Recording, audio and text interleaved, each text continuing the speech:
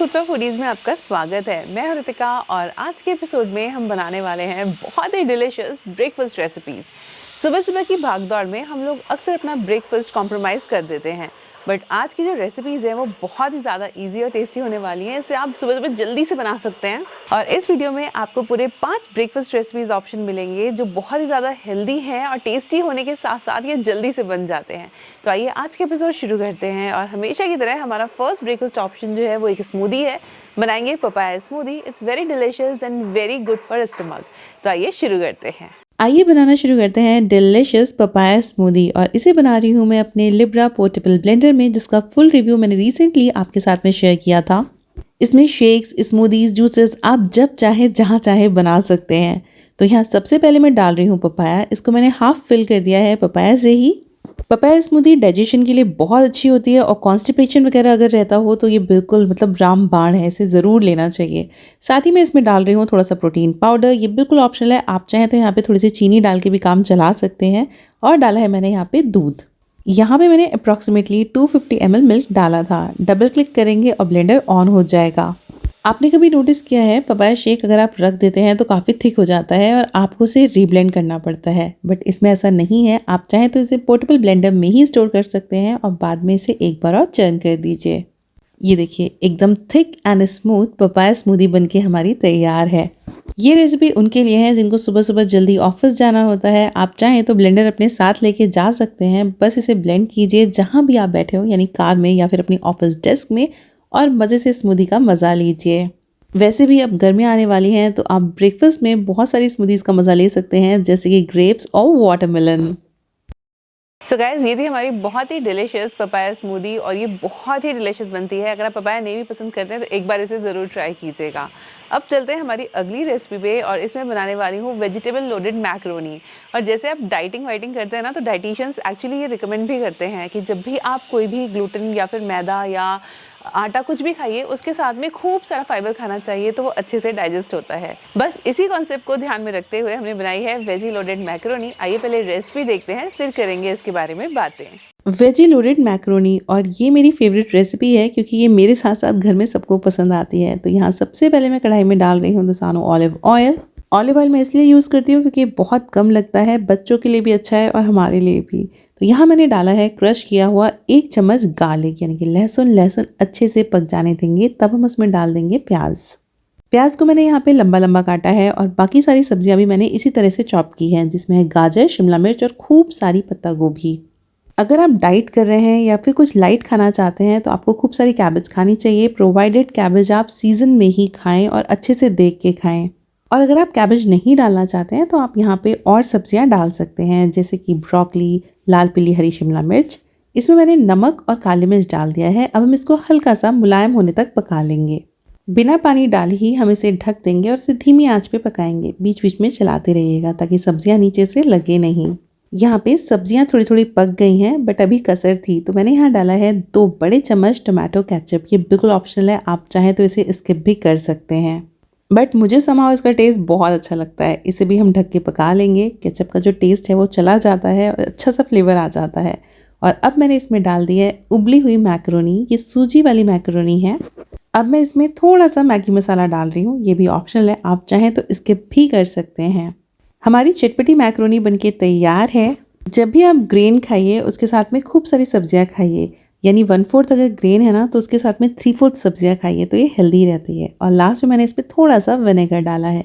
तो ये मैक्रोनी हम फटाफट से ब्रेकफास्ट के लिए सर्व कर लेते हैं। एंड ट्रस्ट मी, आप इसे एक बार खाएंगे ना, आपका बार बार ऐसे ही कुछ चटपटा खाने का मन करेगा। सो गाइज, ये थी हमारी वेजी लोडेड मैक्रोनी। और कई बार मैं ऐसा करती हूँ, जब मैं इसकी वेजिटेबल बना रही होती हूँ ना, तो इसकी वेजिटेबल्स और निकाल के रख लेती हूँ और मैक्रोनी बहुत थोड़ी सी लेती हूँ। इससे पेट भी भर जाता है, आपकी सारी क्रेविंग्स भी शांत हो जाती हैं और डेफिनेटली हेल्दी तो ये है ही। अब चलते हैं हमारी नेक्स्ट रेसिपी पे और इसमें बनाने वाली हूँ प्रोटीन रिच सैलेड। ये इतना हाई प्रोटीन सैलेड है, आप इसे बहुत ही आसानी से बना सकते हैं। ये डिनर के लिए तो यार कहते हैं लोग कि लेना चाहिए, बट समहाउ आई फील कि इतना जब हाई प्रोटीन हम खाते हैं वो हमें ब्रेकफास्ट में खा लेना चाहिए, ताकि हम पूरे दिन उस एनर्जी को यूज़ करके डाइजेस्ट कर पाएँ। तो आइए बनाते हैं high protein salad. High protein salad, और ये सैलेड अगर आप नाश्ते में खाते हैं तो आप कम से कम 3 से 4 घंटे की छुट्टी समझिए, आपको बिल्कुल भूख नहीं लगने वाली है।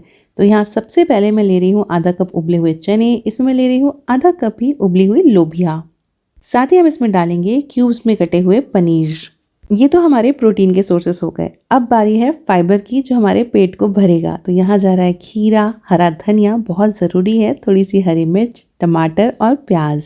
इसमें आप अपने पसंद की और भी सब्जियां ऐड कर सकते हैं, इसमें उबले आलू भी ऐड किए जा सकते हैं। अब हम इसको सीजन कर लेते हैं, जो इसकी जान है। सबसे पहले मैंने इसमें डाला है नमक, उसके बाद में डाला है ज़रा सा चाट मसाला, और लास्ट में मैं इसमें डाल रही हूँ थोड़ी सी इमली की चटनी। 2-4 बूंद नींबू का रस डाल देते हैं, ज़्यादा नहीं। इमली की चटनी से ही अपने आप में इतना अच्छा फ्लेवर आ जाता है ना। इस बोल में न्यूट्रिएंट्स के साथ साथ टेस्ट भी है, मतलब आपका पेट भी भरा रहेगा, क्रेविंग भी नहीं होंगी। तो ये आपका नाश्ता बनके तैयार है और बहुत जल्दी बनता है, ज़रूर बनाइए।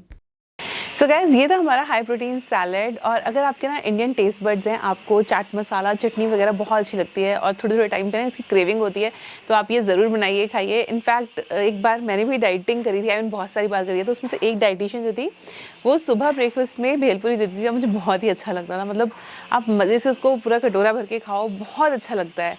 तो आप ये वाला सैलेड भी ज़रूर से ट्राई कीजिएगा और अपने फीडबैक्स में साथ में ज़रूर से शेयर कीजिएगा। और अब चलते हैं हमारी अगली रेसिपी पे, और इसमें बनाने वाली हूँ पराठा। अगर ब्रेकफास्ट सीरीज़ बनाए और पराठा ना बनाए तो ऐसा हो नहीं सकता। तो ये है कैबेज और पनीर का पराठा, वेरी डिलीशियस। और अगर जैसे आपको मोमोज़ वगैरह की क्रेविंग होती है ना, तो उसमें ये बहुत हेल्पफुल होता है। बहुत ही अच्छा सिमिलर टेस्ट का पराठा है, इट्स वेरी नाइस। आइए बनाते हैं कैबेज पनीर पराठा। बात ब्रेकफास्ट की हो और हम पराठे ना बनाए, तो आइए बनाते हैं कैबेज और पनीर का paratha. It's a very deadly combination. तो यहाँ मैंने ली है पत्ता गोभी, साथ में अदरक, हरी मिर्च, ज़रा सी धनिया और प्याज। इन सभी को हम चॉपर में डाल देंगे और इसे हम बिल्कुल महीन पीस लेंगे। अगर आप चॉपर यूज़ नहीं कर रहे हैं तो आप कद्दूकस कर सकते हैं पत्ता गोभी को और अदरक को। बाकी सारी चीज़ों को आपको बिल्कुल बारीक बारीक कट करना होगा। बट हमेशा एक अच्छे चॉपर में इन्वेस्ट कीजिए, बहुत टाइम सुबह का जो है बच जाता है। और बस घुमाया और हमारे पराठे की फिलिंग ऑलमोस्ट रेडी है। इस पराठे का टेस्ट ना कुछ कुछ मोमोज जैसा आता है और मुझे बहुत ही अच्छा लगता है। अब मैं इसमें मिला रही हूँ एक टुकड़ा पनीर का। अप्रॉक्सीमेटली 50 ग्राम्स पनीर मैंने इसमें डाला है। अगेन कोई फिक्स रेशियो नहीं है, आप अपनी इच्छा के अनुसार पनीर थोड़ा बढ़ा भी सकते हैं। इसमें डालेंगे नमक, काली मिर्च, ज़रा सा गरम मसाला, भुना ज़ीरा पाउडर, अमचूर पाउडर और बिल्कुल ज़रा सी हींग। अब इन सभी चीज़ों को हम अच्छे से मिक्स कर देंगे। यहाँ पे आपके टेस्ट बड्स ही आपका साथ देंगे, हल्का सा टेस्ट करके देखिए, अगर आपको ठीक लग रहा है तो ठीक है। अब हम ले रहे हैं यहाँ पे बथुए का आटा और इससे बना देंगे पराठा। जब तक सर्दियों में बथुआ आ रहा है, वैसे तो अब बिल्कुल जाने वाला है, तब तक बथुआ ज़रूर खाना चाहिए। ये हमारी मसल हेल्थ और बोन्स के लिए बहुत अच्छा होता है। इनफैक्ट जिन लोगों को अर्थराइटिस की प्रॉब्लम रहती है ना, उनके लिए तो बहुत ही एकदम वरदान जैसे होता है। इसमें मैंने खूब सारी फिलिंग भरी है। अच्छा, इस फिलिंग की खास बात ये है कि अगर ये कहीं से निकलती भी है ना, तो मतलब ऐसा कुछ नहीं है जैसे आलू में बहुत ज़्यादा मैस क्रिएट हो जाता है, इसमें ऐसा नहीं है। आप खूब सारी फिलिंग भरिए, क्योंकि मेन थिंग है आपको फिलिंग ही भरनी है, आटा कम करना है और जितना पनीर और कैबेज वाला पोर्शन है ना, उसको ज़्यादा रखना है। पराठे में खूब सारी फिलिंग रख के उसे हाथ से घुमा लीजिए, इससे फिलिंग भी चारों तरफ अच्छे से फैल जाती है और पराठा बेलते समय फटता नहीं है। बिल्कुल हल्के हाथ से हम इसे बेलेंगे। इस पराठे को आप चाहें तो देसी घी में सेक सकते हैं, नहीं तो थोड़े से ऑलिव ऑयल में सेक सकते हैं। और अगर आप चाहें, जैसे जब मैंने एक बार किया था कि हार्डकोर डाइटिंग की थी, तो मैं इसे बिल्कुल रोटी की तरह से ना कपड़े से दबा दबा के सेकती थी और खाती थी। पराठे को सेकने के लिए तवा हमेशा मीडियम हॉट से थोड़ा सा और ज़्यादा गर्म होना चाहिए। इससे क्या होता है, पराठे आपके सॉफ्ट बनेंगे। अगर आप बिल्कुल धीमी आंच पे पराठे को बनाएंगे ना, तो वो कड़े हो जाते हैं। दोनों तरफ मैंने बहुत ही कम घी लगाया है और इसे अलट पलट के खूब अच्छे से गोल्डन होने तक सेक लिया है, एकदम गोल्डन गोल्डन। और ब्रेकफास्ट के लिए पराठे एक बहुत ही अच्छा ऑप्शन है। तो यहाँ पे हमारा पराठा बनके तैयार है। आप इसको चटनी, अचार के साथ खाइए या फिर ऐसे भी खाइए तो बहुत अच्छा लगता है। और स्पेशली शेजवान चटनीज़ के साथ में बहुत अच्छी लगती है। मैं आपको ना दिखाती हूँ ये पराठा अंदर से है कैसा। तो इसको हमने खोल लिया है, ये देखिए पूरे पराठे में बहुत ही यूनिफॉर्मली फिलिंग फैली हुई है।